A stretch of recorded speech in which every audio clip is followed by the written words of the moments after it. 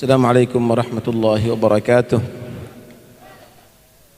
Bismillah walhamdulillah wassalatu wassalamu ala rasulillah Sayyidina Maulana Muhammad bin Abdullah wa ala alihi wa sahbihi wa man walah wa la hawla wa la quwwata illa billah, amma ba'd. Yang kami hormati para habaib, para masyayikh, para asatidz, khususnya aulad wa ahfad Al-Habib Al-Barakah Al-Arif Billah Husain Muhammad bin Tahir Al-Haddad, serta keluarga Al-Haddad semuanya, khususnya yang mengadakan haul Al-Habib Muhammad, Habib Anis dan keluarganya. Hadirin sekalian dirahmati Allah Subhanahu wa taala. Terjemahan daripada kitab Fusul Ilmiyah wa Usul Hikamiyah karya Qutbul Irsyad Al-Habib Abdullah bin Al-Haddad, fasal ke-40. Diriwayatkan bahwa Sayyidina Abu Bakar As-Siddiq radhiyallahu anhu, beliau jika mengambil nafas panjang maka tercium seperti bakaran hati kambing.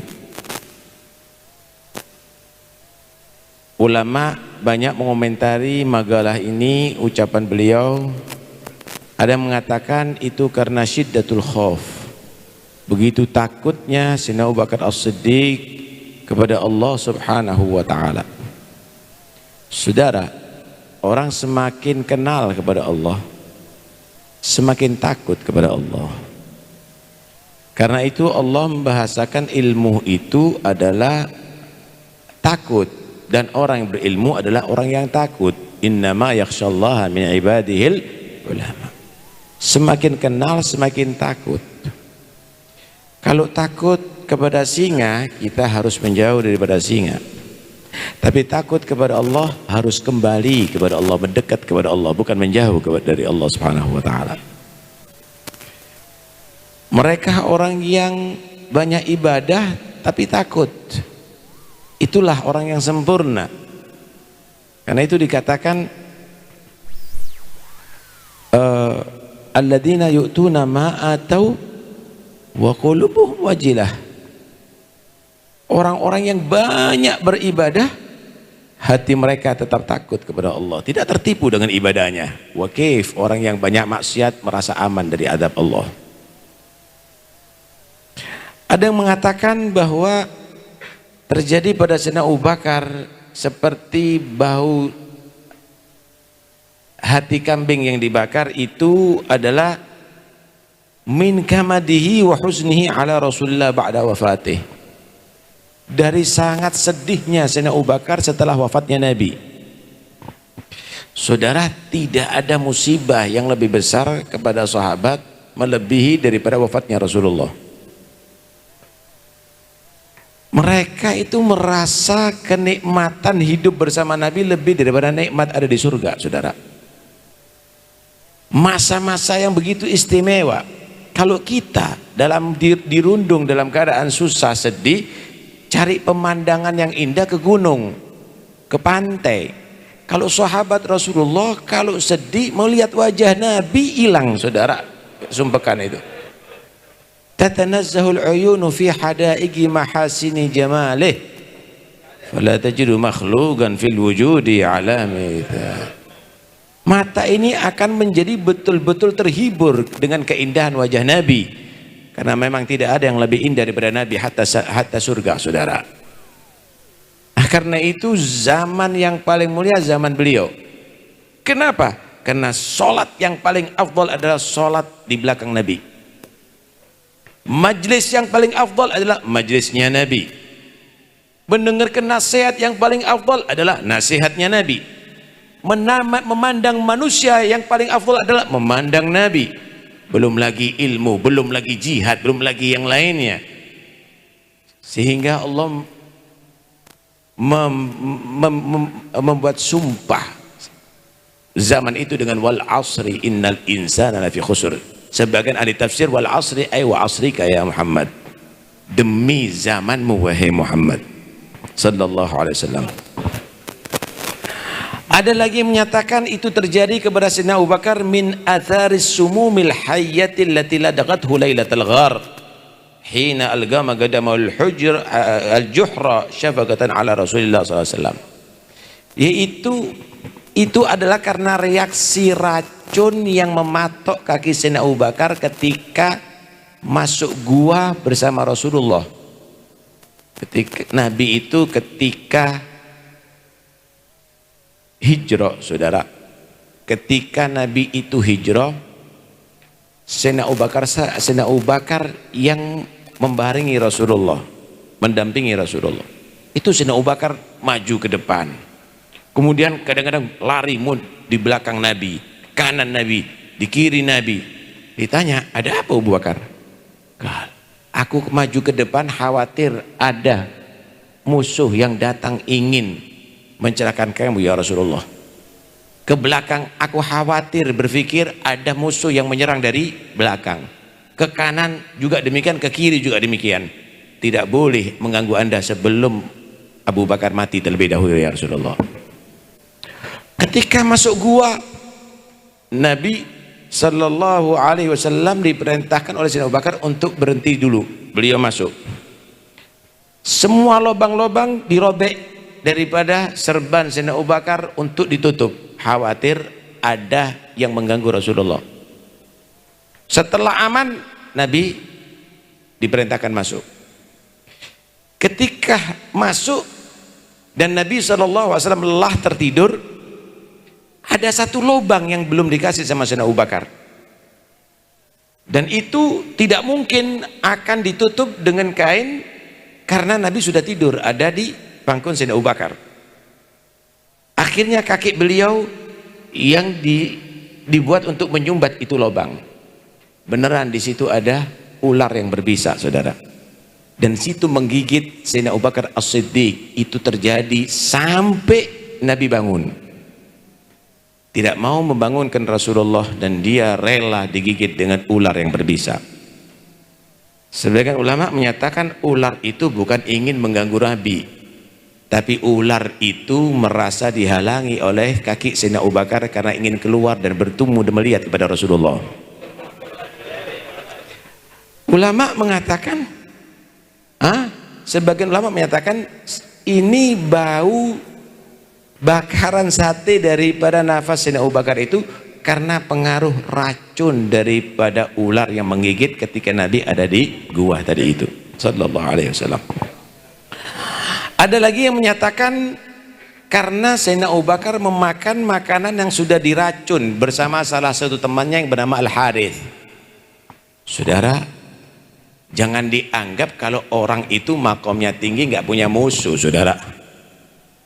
Setiap orang itu mendapatkan makom yang tinggi banyak musuhnya, semakin banyak musuhnya.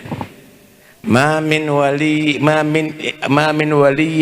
kamilin, ma min nabiyyin aw waliyin kamilin humilat lahu rayatu illa udi. Tidak ada nabi atau wali yang sempurna itu yang dia diberikan bendera kepemimpinan kecuali banyak musuhnya, banyak dimusuhi, saudara. Sekelas Sayyidina Abu Bakar As-Siddiq, beliau dimusuhi. Tahu nggak rencana pembunuhan orang seperti Sayyidina Abu Bakar? Bahkan nanti Sayyidina Umar juga begitu, Sayyidina Ali juga begitu, Sayyidina Utsman juga begitu, Sayyidina Ali juga begitu. Nanti akan diceritakan di sini. Dimusuhi, diracun, dimakan, itu nggak tahu dimakan. Kebetulan Al-Harith ini temannya Sayyidina Abu Bakar, dia mengetahui ilmu tentang pengobatan. Dia merasa ini makanan diracun oleh Abu Bakar, dan ini racun memang nggak langsung spontan buat mati. Ini bereaksi sampai setahun. Nanti setahun kita akan mati bersama gitu. Karena kita makan di waktu yang bersama. Beneran dalam waktu sehari dua-duanya meninggal dunia, Sayyidina Abu Bakar dan Al-Harith tadi itu. Karena itu jangan nanti merasa Kok ana dimusuhi, kenapa? Ya, ente kalau hidup di atas dunia, ahasiban nasu ayyaqulu amanna ayyutraku ayyaqulu amanna wa hum la yuftanun. Ente kira orang itu dibiarkan cukup mengaku sebagai orang beriman, tidak diuji oleh Allah? Nggak bisa. Sebelum kita para anbiya juga diuji, ujiannya juga luar biasa. Jangan orang-orang sekelas kita, sekelas seperti Sayyidina Abu Bakar, bahkan sekelas para nabi. Nabi Muhammad mau dibunuh, Nabi Yahya terbunuh, Nabi Zakaria terbunuh, dan banyak para anbiya yang dibunuh. Karena itu ya, kalau Anda kosong daripada musuh, jangan-jangan Anda bukan orang yang dipilih oleh Allah Subhanahu wa taala. Kemudian karena itu Sayyidina Abu Bakar As-Siddiq ketika sakit parah mendekati kematiannya, orang menyatakan alanat ulakat tabib, aku panggilkan dokter ya untuk ngobati kamu wahai Abu Bakar. Sayyidina Abu Bakar tahu bahwa ini adalah tidak bisa diobati. Kalau yang pertama adalah karena takutnya kepada Allah, ini bukan karena penyakit. Yang kedua karena rindunya kepada Rasulullah SAW, ini bukan penyakit. Yang ketiga karena racun daripada ular, dan itu adalah sudah sekian lama, setahun. Apalagi karena makanan yang diracun. Sayyidina Abu Bakar menjawab apa? At-tabibu amradoni. Allah itu yang memberikan aku sehat. Karena manusia itu jangan menisbatkan yang tidak baik kepada Allah ta'adduban, karena beradab kepada Allah. Wa idza maritu fahuwa yashfin, bukan wa idza amradoni fahuwa yashfin. Kalau aku sakit, dia Allah memberikan aku kesembuhan. Allah yang menghendaki aku ini sekarang sakit, aku ridho. Ini maqamur ridho, saudara. Ini adalah maqamur ridho. Nah, kalau kita mencapai maqamur ridho, kita akan menikmati apa yang ditakdir oleh Allah. Kita akan menikmati apa yang ditakdir oleh Allah Subhanahu wa ta'ala. Bukan keluhan, bukan rintihan, tapi senyuman. Darbul habib mahbub. Pukulan daripada kekasih itu adalah tanda kemesraan, saudara. Orang kalau dicubit sama orang yang dicintai, itu bukan karena untuk menyakiti, tapi itu adalah menyapa, dan itu akan disambut dengan senyuman. Begitulah yang terjadi kepada para aulia Allah, orang pilihan Allah. Ketika mendapat ujian, dia senyum karena dia mengetahui yang memberikan ujian itu bukan membenci, tapi itu adalah bentuk kecintaan kepadanya. Idza ahabballahu 'abdan ibtalah. Masya Allah. Kemudian ketika beliau sebelum meninggal, beliau berpesan, ini yang aku miliki semuanya aku serahkan ke Baitul Mal. Ketika Sayyidina Umar menjadi khalifah, ternyata beliau nggak punya apa-apa, cuma sedikit hartanya, itu pun dikembalikan ke Baitul Mal. Ini kalau kadang-kadang pemimpin desa ini hartanya berlimpah, kok bisa ya? Ini Sayyidina Abu Bakar As-Siddiq Amirul Mukminin nggak punya apa-apa, itu pun dikembalikan ke Baitul Mal. Masya Allah, radhiyallahu anhu. Ketika Sayyidina Umar melihat itu, ini jumlah segini dikembalikan. Kata Sayyidina Umar, laqad at'aba man ya'ti ba'dah. Waduh, ini semua amir-amir setelah Abu Bakar As-Siddiq pasti susah nih. Kenapa? Karena kesederhanaan, dikitnya harta beliau selama beliau memimpin. Lah kalau ngikuti, ya setelahnya akan susah, karena derajatnya mungkin tidak sebanding dengan derajat beliau, kesabarannya mungkin tidak sebanding dengan kesabaran beliau, zuhudnya mungkin tidak sebanding dengan zuhud beliau. Adapun Sayyidina Umar bin Khattab radhiyallahu anhu, Sayyidina Umar bin Khattab selama beliau memimpin tidak makan daripada makanan mewah. Yang dimakan khubzus syair, roti dari gandum yang kasar, saudara. Bukan khubzul bur, syair, tingkatan yang bukan kelas tinggi. Padahal beliau Amirul Mukminin. Nah, kalau kita kan enggak, karpetnya aja yang paling mahal. Semuanya diservis luar biasa. Tapi beliau Amirul Mukminin makannya seperti makannya orang miskin, saudara. Wa yarga' thawbah, beliau menambal baju, saudara. Beliau menambal baju. Karena itu pernah beliau ini dikritik, saudara. Terkenal ada di mana-mana Sayyidina Umar, bagaimana keadilannya, bagaimana kepemimpinan yang luar biasa, mentaklukkan banyak negeri-negeri musyrikin menjadi negeri Islam. Dikenal di mana-mana, tapi pakaiannya jubah yang udah ditambal 17 tambalan. Kaget, ente kok begini? Yang dikenal di mana-mana biasanya. Kalau kita kan apalagi kalau ada di majelis bajunya zen, sarungnya yang bagus. Ini bukan amir nih, tapi beliau tidak, dan dia tidak malu. Ditanya, kenapa anda pakaian begini? Kenapa tidak berpakaian yang layak dengan anda? Beliau menyatakan, nahnu qaumun a'azzana bil Islam, fala natlubul izza min ghairihi. Kami ini umat yang dimuliakan dengan Islam kami, bukan pakaian, bukan ekonomi atau yang lainnya. Kami dimuliakan karena keislaman kami. Karena itu kami tidak mencari kemuliaan selain Islam. Akhlak, ibadah, itu yang akan bisa memuliakan umat Muhammad. Bukan penampilan mobil, bukan penampilan pakaian, bukan penampilan diri. La, takwanya kamu, taatnya kamu. Begitu yang harus dislogankan. Jangan nanti mobil dinas yang dipikirkan dulu.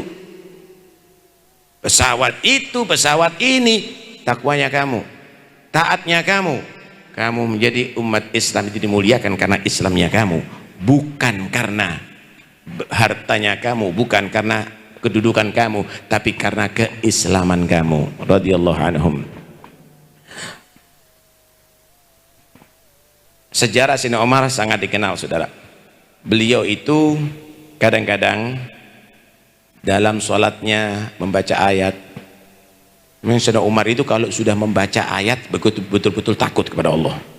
Itulah orang beriman. Wa idza dzikrallahu wajilat qulubuhum wa idza tuliyat alaihim ayatuhu zadatuhum imana wa ala rabbihim yatawakkalun. Orang beriman itu kalau menyebut nama Allah tidak santai, hatinya takut, langsung dia paham ini bukan, ini nama yang menguasai alam semesta, yang menciptakan kita semuanya, yang menciptakan surga dan menciptakan neraka. Dia takut hatinya. Kalau dibacakan ayat-ayat Quran tambah mantep imannya. Bukan berlalu begitu saja ayat itu seperti suara angin, dan tawakalnya besar kepada Allah SWT. Itu orang beriman, saudara. Sayyidina Umar bin Khattab ini kalau sudah dibacakan ayat Quran berhenti semuanya, hatta emosi teredam. Dan itu mulai beliau masuk Islam.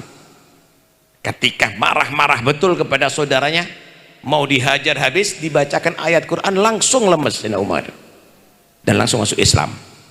Ini Sayyidina Umar kalau baca ayat Quran ini karena takutnya sampai tersungkur, wajahnya jatuh terlebih dahulu ke tanah. Ini kita ini diceritain neraka, masih bicara politik, masih urusan itu urusan ini. Ainal khaf.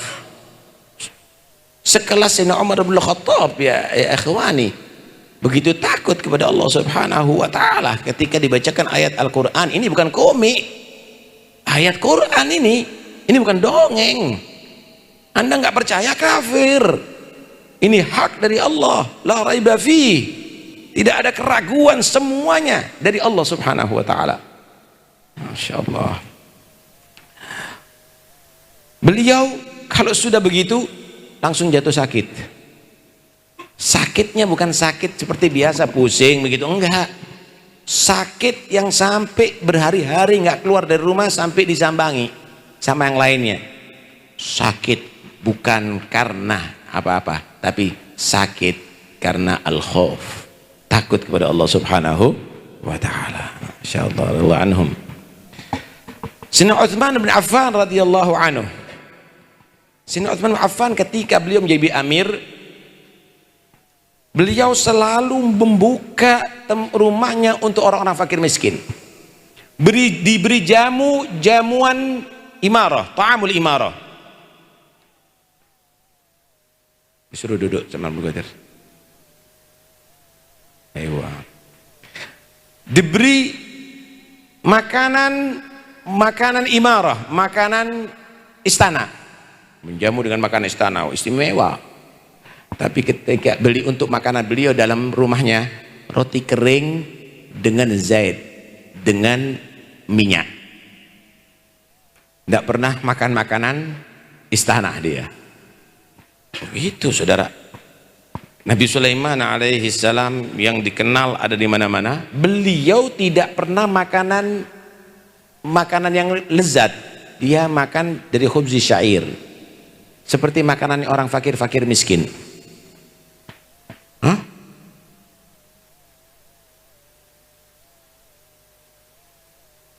Ketika beliau sudah dikepung sama buroh, orang-orang yang mau menggulingkan pemerintahan beliau, rumahnya udah dikepung. Dan jadi Sayyidina Umar itu ketika dikepung,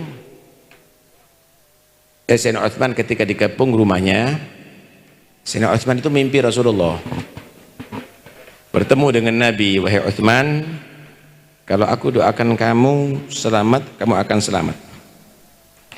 Tapi kalau kamu berkenan buka puasa bersama aku di surga, siap-siaplah besok. Sayyidina Utsman puasa, pakai celana panjang karena khawatir terbuka auratnya. Ada di situ beliau memilih untuk mempertahankan khilafah. Mereka mengepung sampai akhirnya mereka naik pagar rumah. Ketika sampai kepada Sayyidina Abu Bakar, Sayyidina Utsman bin Affan, beliau membunuh Sayyidina Utsman bin Affan dalam keadaan beliau membaca Al-Quran. Darah beliau mengalir kepada ayat Al-Quran, fasayakfikahumullah wa huwas sami'ul alim. Beliau lebih memilih untuk bersama Nabi, saudara.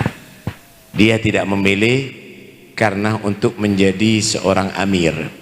Dia menjadi seorang amir bukan karena ambisi nafsu, tetapi beliau pertahankan itu karena menjadi pilihan dari Nabi dan menjadi sebab beliau mati dalam keadaan baca Al-Quran, dalam keadaan puasa, saudara.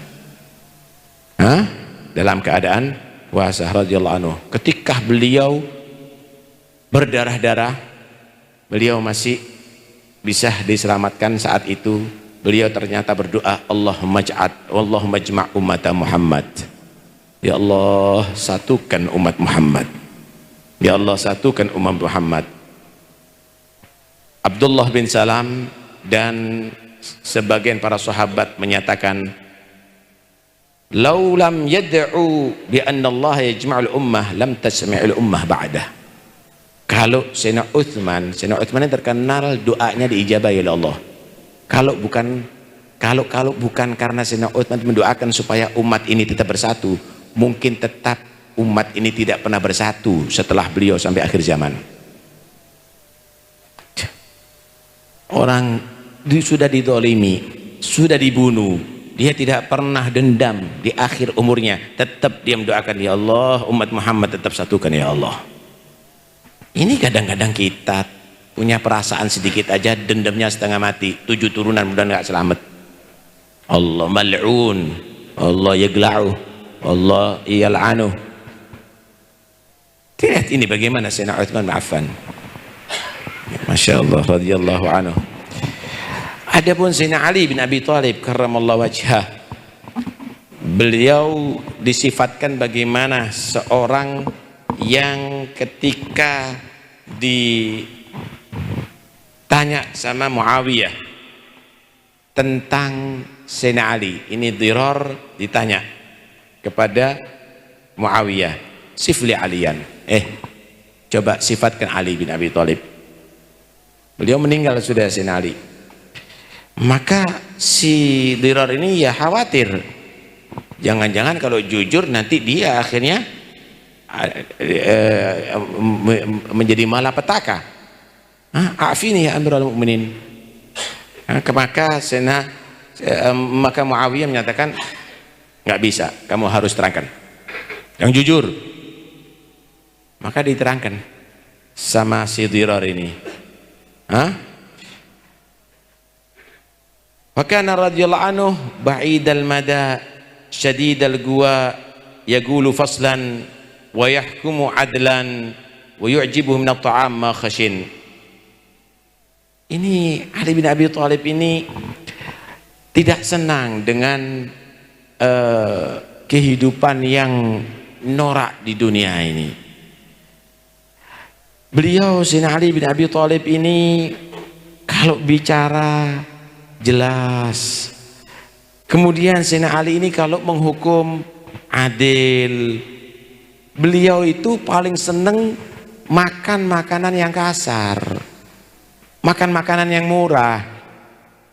Sehingga pernah hari raya open house, rakyat bertemu dengan Amirul Mukminin, yang disuguhkan roti kering, saudara. Roti kering, pakaian enggak berubah. Kaget. Ini yang datang kepada beliau ini pakaiannya bagus-bagus. Nah, alaisal yawm yawm Aid? Loh, hari ini bukan hari raya, kata dia. Kok enggak ada perubahan Anda? Wa mal Aid indakum? Apa? Hari raya itu apa? Ya, Aid indana nalbas al-libas al-jadid wa nat'am ta'amal ladid. Ya, makan makanan yang baru, makanan yang lezat. Al-idu indi yawm la a'si rabbi. Kata Sayyidina Ali, hari raya itu bagiku adalah hari yang aku nggak maksiat kepada Allah Subhanahu wa taala. Setiap hari yang aku nggak maksiat itu hari bahagia, hari yang perlu dirayakan. Tapi ketika hari maksiat lupa kepada Allah, itu hari susah bagiku.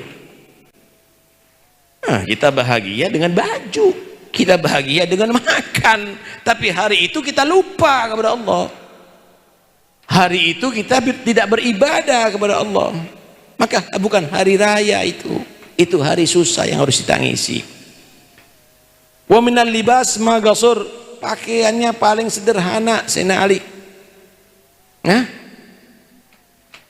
Yastawhish minad dunya wa zahratiha wa ya'nas billail wa dhulmatihi wa wahsyatihi.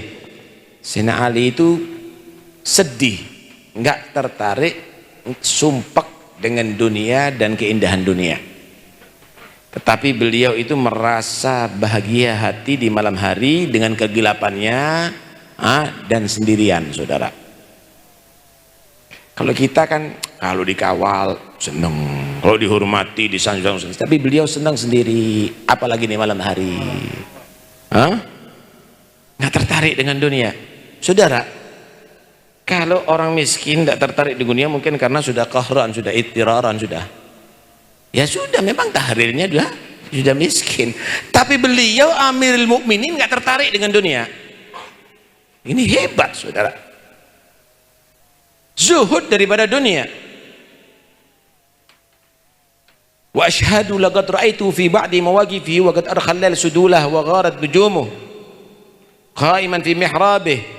Aku menyaksikan waktu itu malam hari, sudah bahkan bintang-bintang meredup, tapi beliau bangun di mihrabnya, ya tamal mulas salim. Beliau itu bergerak seperti orang yang kena racun dari ular. Jadi seperti orang yang kesakitan karena racun ular. Kemudian beliau memegang jenggotnya. Kemudian beliau menangis sambil menyatakan, ya dunia, hurri ghairi, ilayya tashawwafti, am ilayya ta'arradti, wa qad bayantuki thalathan la raja'ata fiha. Dunia, udahlah, enggak perlu kamu nipu aku enggak tertarik. Keindahan kamu, kekayaan kamu, jabatan kamu, aku enggak tertarik itu semuanya. Hurri ghairi. Kamu muncul-munculkan diri, nampak-nampakkan diri kepada aku, kamu menyodorkan diri kepada aku enggak tertarik. Aku sudah talak kamu 3 kali, dan enggak aku akan pernah rujuk untuk selamanya kepada kamu. Fa umruki qasir, dunia umur kamu itu pendek. Wa qadruka hagir, nilai kamu hina. Wa khataruka azim, resikonya kamu, bahayanya kamu besar. Ahin min qillati zat, ya Allah, aduh, hidup di dunia ini kok sedikit bekalnya untuk akhirat. Seperti beliau masih menganggap amalnya sedikit. Kita ini sudah merasa hebat, wah jadi dai, jadi ustadz, jadi alim. Mana dakwah kita? Saudara, kita menikmati dakwahnya orang dulu. Kalau orang dulu menemui orang-orang yang nggak ngerti agama, orang dulu menemui orang-orang yang nggak seneng, nggak ngerti habaib. Kalau kita nemui orang yang sudah seneng, tinggal dicium tangan, dikasih makanan yang lezat, itu dakwah. Kita menikmati dakwah. Lihat Habib Muhammad bin Thahir, dari negeri, dari kota ke kota ke kota ke kota, ngundang orang dijamu untuk diajari agama. Bukan dia dijamu, tapi beliau menjamu. Setelah ngerti agama, pindah ke daerah lain, pindah ke daerah lain, sampai ada di Tegal, hanya belasan hari meninggal dunia di sana. Bukan menikmati dunia, bukan mendapat hasil. Ini kalau kita datang ke satu daerah, seluruh daerah harus kerja, urunan buat makanan, jemput, kemudian kasih berkat, kasih amplop. Tuh, lihat mereka datang nggak ngerepoti orang, malah mereka repot untuk menjamu orang. Radhiyallahu anhum. Sedikit bekal kami, wa bu'dit thariq, jauh perjalanan kami. Saudara, mau ke akhirat itu berapa tahun? Berangkat haji 40 hari, tapi nyelengi bekal itu bertahun-tahun. Untuk perjalanan 40 hari, berangkat ke akhirat di alam barzakh berapa? Ada di mahsyar berapa lamanya? Kemudian umur kita sedikit, nyelengi amal itu seberapa? Itu masih males.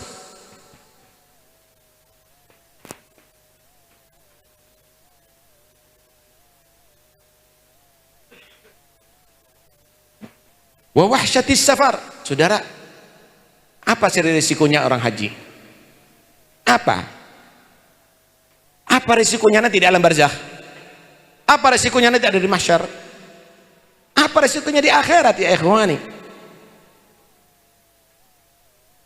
Diceritakan itu, ternyata Muawiyah tidak kuat menutupi wajahnya dengan kumnya, dengan lengan tangannya, sambil menangis, bercucuran air mata Muawiyah, sambil menyatakan, rahimullah Abul Hasan, kana wallahi kadzalik. Semoga Allah merahmati Abul Hasan.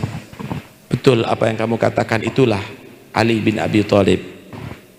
Masya Allah. Begitu saudara.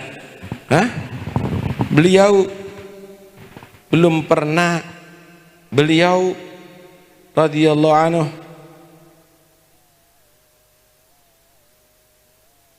ketika ditegur, kenapa sih anda tidak pakaian yang bagus, kok pakaiannya kok lesuh gini, kok tidak pakaian yang berwibawa, yang bagus gitu? Beliau menyatakan, lihat tadi bial muslim wala yazra alal fakiri fakruh. supaya orang muslim ini ngikuti aku cara hidup, dan supaya yang fakir ini tidak merasa dirinya tadi itu adalah hina. Aku harus berpenampilan seperti orang fakir, dan begitulah orang kalau dihormati ngikuti cara ini, hidup seperti orang fakir itu tidak terhina, asal zuhud saudara. Masya Allah, untuk dicontoh. Karena itu hati-hati yang disebut ustadz nih, yang disebut dai ini, hati-hati, kamu tuh dipandang oleh orang banyak ribuan, omongan kamu tuh didengar oleh orang ribuan. Lah kalau omongnya kamu itu adalah porno, diikuti nanti sama muridnya antum, diikuti nanti sama orang-orang awam. Kalau pakaian kamu nggak benar, diikuti nanti. Tampillah yang bagus untuk diikuti. Asy-Syekhul Kamil huwa alladhi yad'u bi fi'lihi qabla magalih. Guru yang bagus itu dakwahnya lewat akhlaknya dulu, perbuatannya, baru ucapannya. Bukan karena di mimbar atau di mik. Kalau di sini qala Rasulullah, tapi amalnya bertentangan dengan itu semuanya. Hujjah ilmu hujjah alaih la hujjalah. Dia akan celaka justru dengan ilmunya dan dakwahnya. Begitulah cara hidup mereka. Kalau kita bahas tentang sahabat-sahabat yang lainnya panjang saudara. Karena itu kita perlu mempelajari ini semuanya untuk kita tahu diri. Jangan nanti kita sok kritik Sayyidina Abu Bakar, kritik Sayyidina Umar, kritik Sayyidina Utsman, kritik Sayyidina Ali. Man anta? Siapa kamu? Inti baca hadis setiap hari berapa kali? Inti baca Quran berapa kali? Inti bela Islam berapa kali? Inti dakwah sama anaknya kamu kadang-kadang nggak becus. La anaknya kamu ahli Quran wala ahli jamaah, inti takallam alaihim, inti bicarakan mereka semuanya. Man antum? Siapa kamu?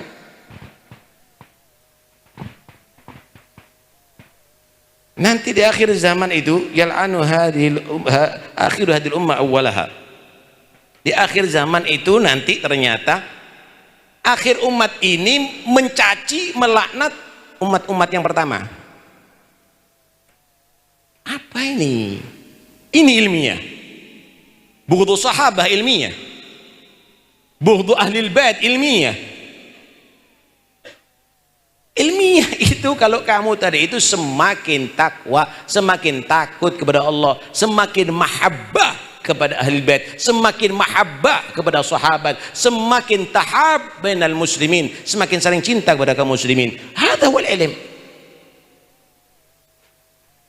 Tampil cacian terhadap para sahabat, cacian terhadap ahli baitin Nabi, ilmiah.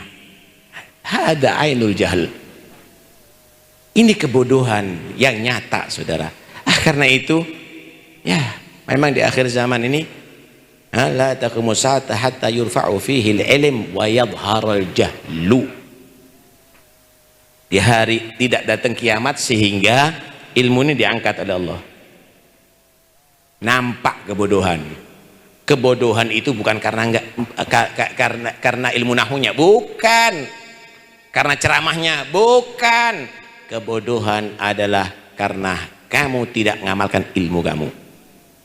Kamu sombong dengan ilmu kamu. Kamu congkak dengan ilmu kamu. Kamu tidak takut kepada Allah dengan ilmu kamu. Kamu maksiat kepada Allah dengan ilmu kamu. Kamu penuh dengan kebencian dengan ilmu kamu. Kamu cinta dunia, ambisi dengan ilmu kamu. Itu ainul jahal saudara. Karena itu pertahankan ini semuanya thariqah. Minta kepada Allah wa amitna fi tariqatihim wa ma'afatin minal fitan. Ya Allah, matikan aku tetap dalam thariqah mereka dan selamat daripada semua fitnah ini semuanya. Mudah-mudahan ya Rabb Allah yuslihna wa yuslih auladana wa yuslih ummah Muhammad Mudah-mudahan Allah subhanahu wa ta'ala perbaiki diri kita, anak-anak kita jadi anak-anak saleh insyaallah. Umatnya Nabi Allah perbaiki semuanya insyaallah, dan mudah-mudahan insyaallah kita semuanya yang berkumpul di majlis ini dapat barakah Al-Habib Hussein, dapat barakah para aulia Allah, dan mudah-mudahan insyaallah pertemuan ini bukan terakhir bagi kita.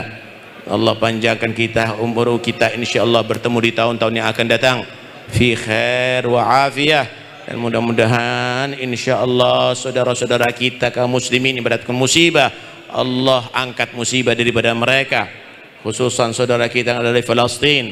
Mudah-mudahan Allah bantu mereka, Allah menangkan mereka, musuh-musuh agama mudah-mudahan Allah hancurkan usaha mereka yang buruk kembali kepada diri mereka, dan mudah-mudahan insyaallah Allah kuatkan keikhlasan kita, keyakinan kita. Urzuqna ya Rabb kamal al-ikhlas wal yaqin, ij'alna min ibadika salihin wahfazna min asyayatin ومن فتنة هذه الدنيا سالمين. وصلى الله على سيدنا محمد وسلم. الحمد لله رب العالمين. السلام عليكم ورحمة الله وبركاته.